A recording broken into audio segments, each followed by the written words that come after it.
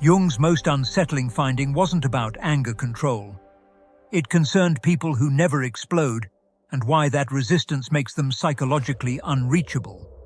In his practice, Jung recorded patients with what he termed emotional impermeability. Individuals who stayed utterly composed when insulted, unfazed by critique, and unaffected by others' attempts to rile them.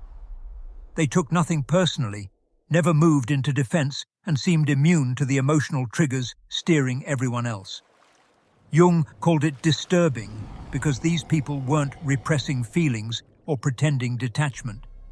They had passed through a precise psychological shift that rendered other people's behavior irrelevant to their inner weather, granting a nearly supernatural freedom. Today, I'll walk you through Jung's most disturbing discovery about those who never get angry, and the psychological process he believed could make anyone utterly unbothered by others' actions.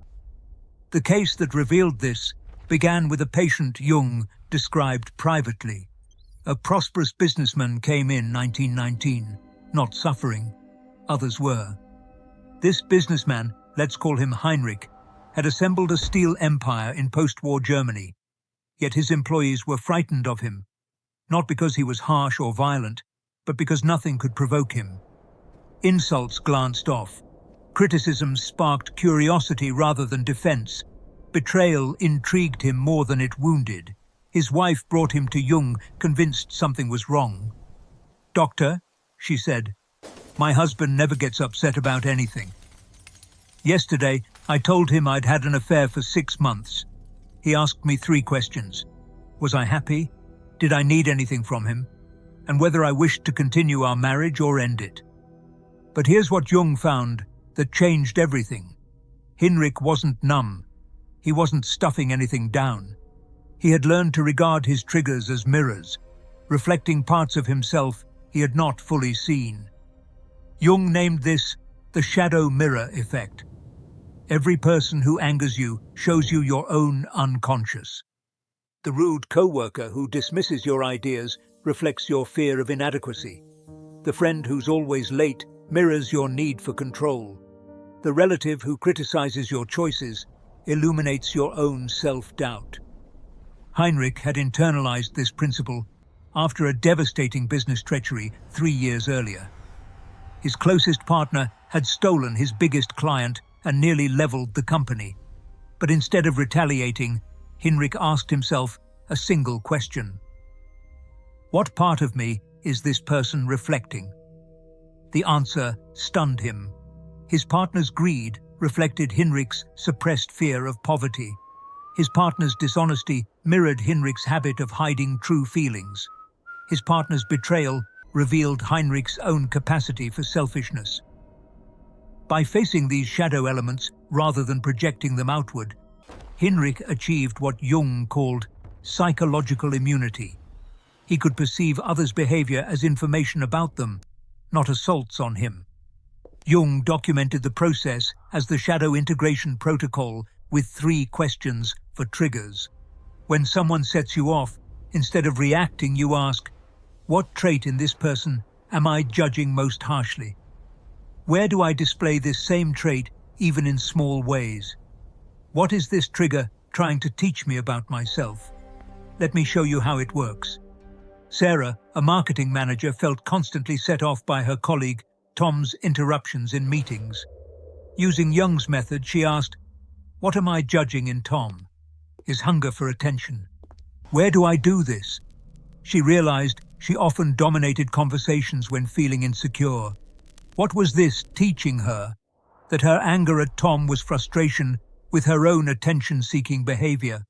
Once Sarah owned this shadow, Tom's interruptions stopped bothering her. She could see them as his insecurity rather than an attack on her worth.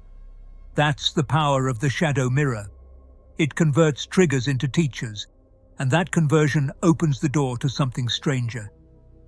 Jung's research revealed something even more disquieting. Those who reached emotional impermeability had discovered a psychological space most people never access. The gap between stimulus and response. Heinrich described this gap to Jung. "Doctor, when someone insults me, something odd happens. Time seems to slow. I see their words moving toward me, but instead of striking, they hang in the air. In that instant, I have a choice. Do I catch these words and make them mine, or do I let them pass through?" Jung realized Heinrich had stumbled upon what he called the reaction gap, a mental space where conscious choice replaces automatic reaction. Most people experience trigger and response as one fused event, but those with impermeability learn to insert awareness between trigger and reply. This contradicted prevailing assumptions. We thought anger was automatic, that triggers inevitably produced reactions. Jung's patients showed that with training, anyone could access the gap. The technique Jung developed was deceptively simple, yet psychologically deep. He called it the observer protocol. When triggered, instead of reacting, you step back and watch the trigger as though viewing a film. You notice the other person's words, their posture, their emotional tone, and most importantly, you observe your inner reaction without becoming it. Jung documented case after case of patients mastering this stance. Maria, a teacher, learned to witness her principal's criticism without personalizing it. Instead of becoming defensive, she could perceive his stress, his pressure from the board, his insecurity. From the observer position, she answered with empathy rather than anger. The key insight Jung emphasized was this: you are not your emotions.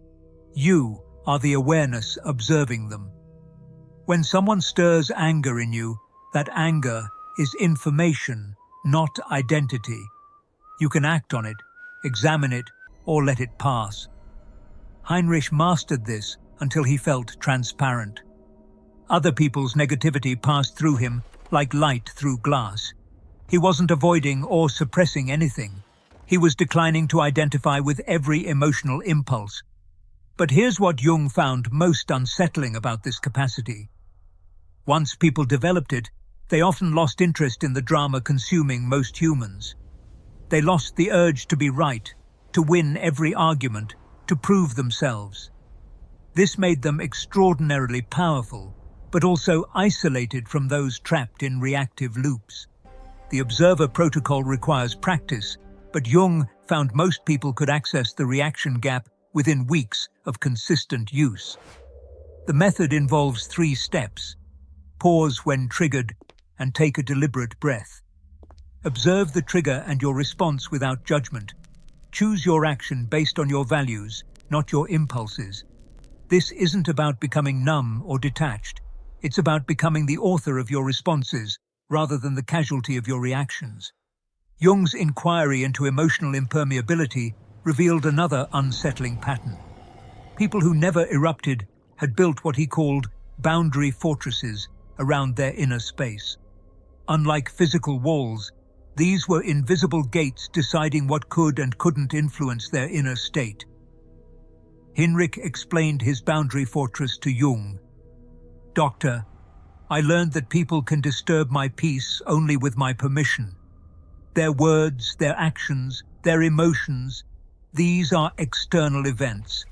They become internal experiences only if I choose to internalize them."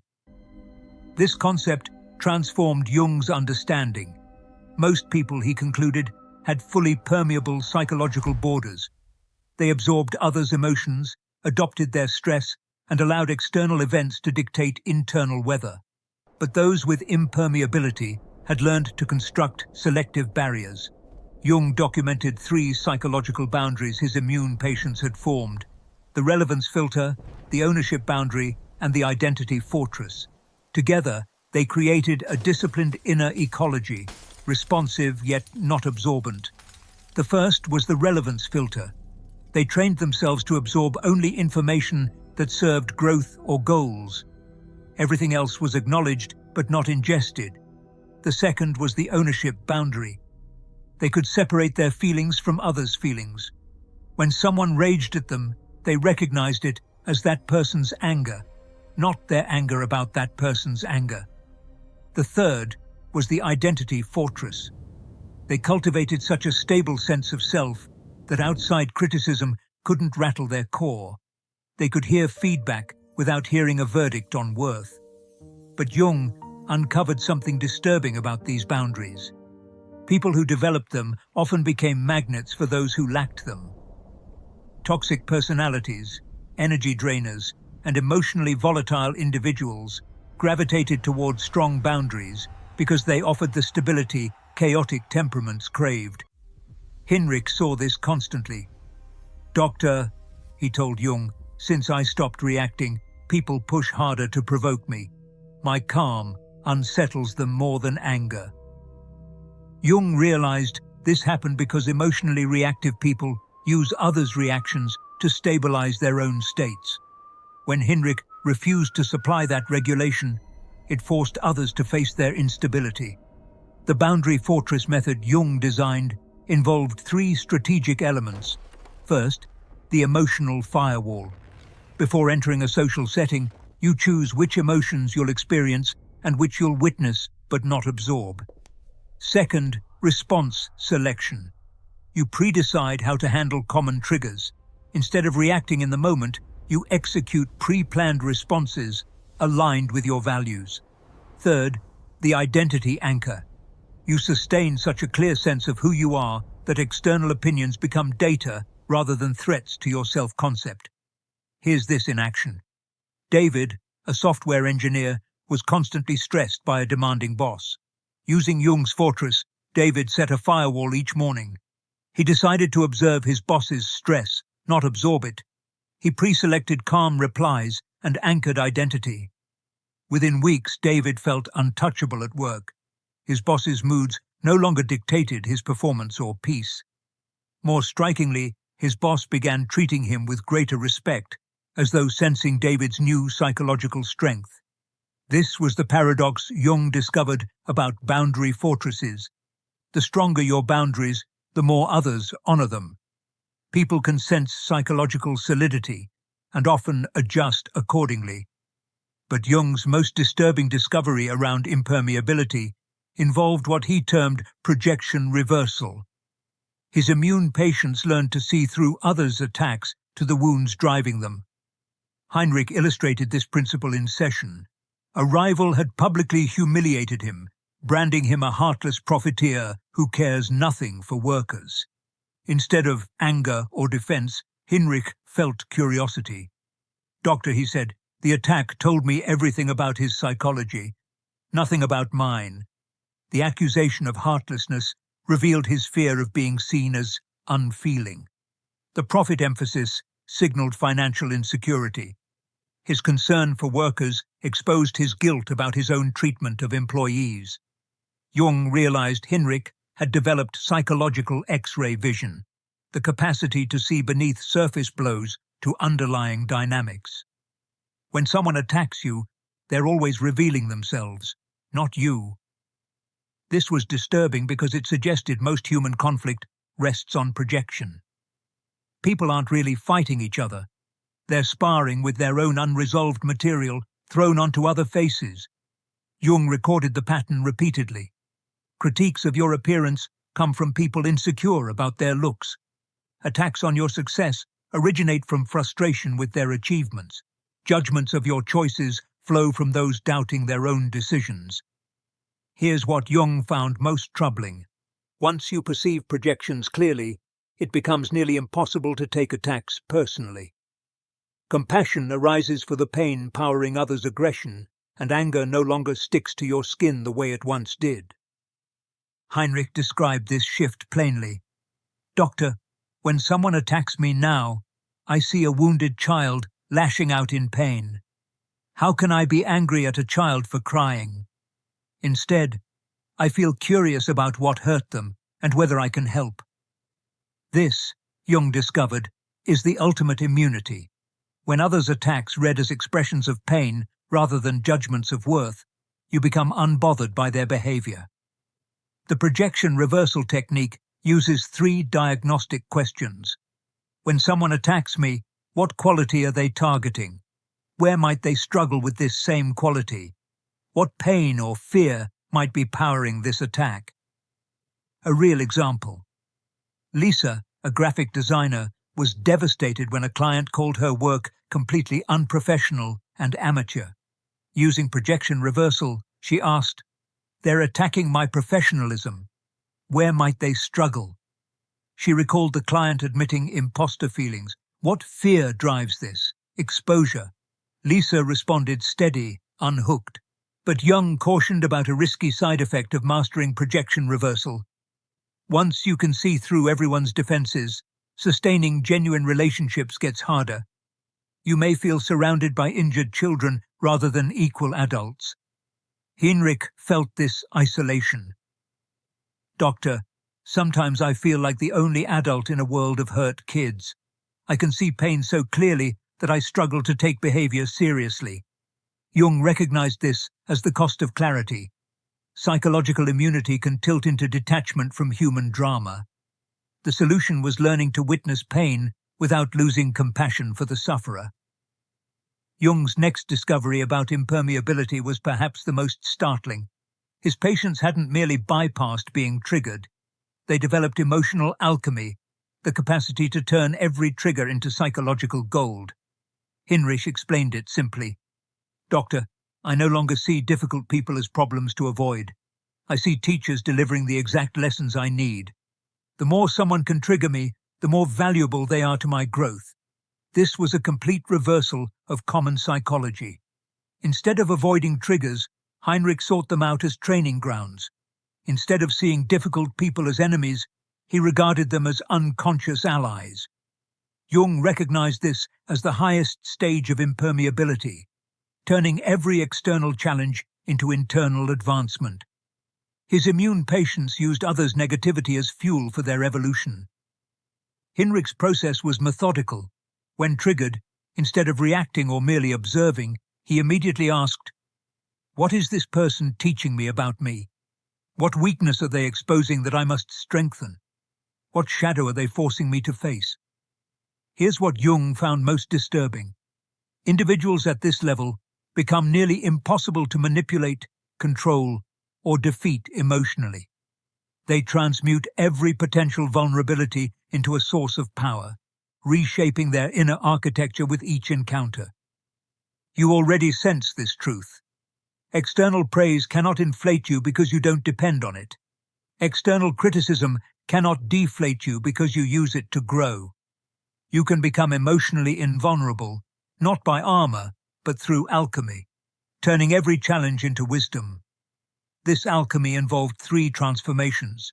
First, trigger mining, actively extracting insights from everyone who disturbs your peace. Second, shadow integration, using others' behavior to find and heal personal wounds. Third, strength synthesis, converting each discovered weakness into a developed strength. Watch this in practice. Marcus, a sales manager, was constantly triggered by his team's laziness and excuses. Rather than just managing his reaction, he applied alchemy. What is their laziness teaching me? That I expect my drive to be shared without understanding their motivations. What weakness is exposed? My inability to inspire rather than demand. What strength can I build? Motivating through connection over pressure. Marcus turned irritation into an inflection point. He studied motivation science, learned to align with personal goals, and became one of the company's most effective leaders. His trigger catalyzed his defining growth. But Jung warned about the dark edge of alchemy. Some who master it become so focused on personal evolution that they lose empathy for those still wrestling with basic regulation. Psychological superiority can harden into distance. Heinrich felt it. "Doctor, sometimes I feel I'm running a psychology experiment rather than living a human life. Every interaction becomes a chance to study human nature rather than to relate." Jung understood the final challenge of impermeability, maintaining humanity while achieving transcendence. The aim wasn't invulnerability, but anti-fragility, becoming stronger and more compassionate through every challenge. As Jung wrote, the acceptance of oneself is the essence of the whole moral problem. True immunity meant embracing both strength and tenderness fully. The ultimate stage of emotional alchemy was what Jung called compassionate immunity, using psychological strength to elevate others rather than withdraw from them. Heinrich eventually learned to wield his immunity not as a shield, but as a bridge, helping others cultivate resilience. Jung's last observations about impermeability revealed its purpose: not escape from human connection, but engagement from anchored strength. He called this the compassionate warrior, someone who remains untriggered while caring deeply. Heinrich's shift into a compassionate warrior unfolded gradually. At first, his calm built distance. People found his steadiness unsettling, even threatening.